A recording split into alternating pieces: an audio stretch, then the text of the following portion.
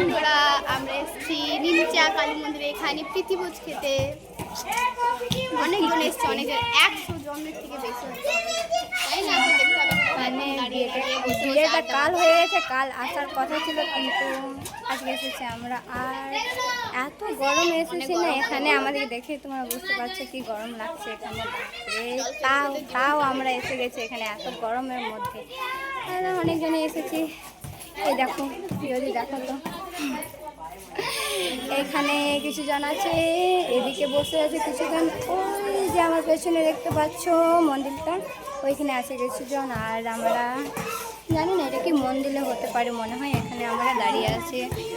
এ বাবা, এরা কি করছে দেখো, এখানে ভোজ খেতে এসেছে, এরা কি চলছে এখানে, কি চলছে এদের ছেলেরা। যেখানে মানে কিছু খেলা পেয়ে গেলে সব কিছু একদম ছেড়ে দিয়ে খেলতে শুরু করে দেয়। আমার গরমে একদম বেহাল হয়ে গেছে, আমার কেমন লাগছে, একদম গরমে ভালো লাগছে না। তাও এসেছে, আসতে তো হবে, পাড়ার একটা মানে দিদি দিয়ে সেজন্য।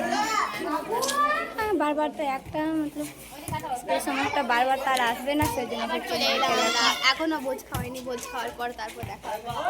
কেমন লাগছে ওকে বলবে একটু কমেন্ট করে, ঠিক আছে? সাদা সাদা ওকে মানে একটু কেমন লাগছে না দেখতে, একটু দেখো তো ওর ফুল লুকটা, দেখাও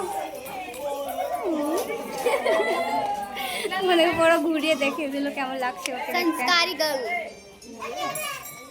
I am not সংস্কারি না, শুধু ড্রেস দিয়ে ভালো লাগে এরকম রেস্টুরেন্ট করতে, বাট সবসময় পরি না।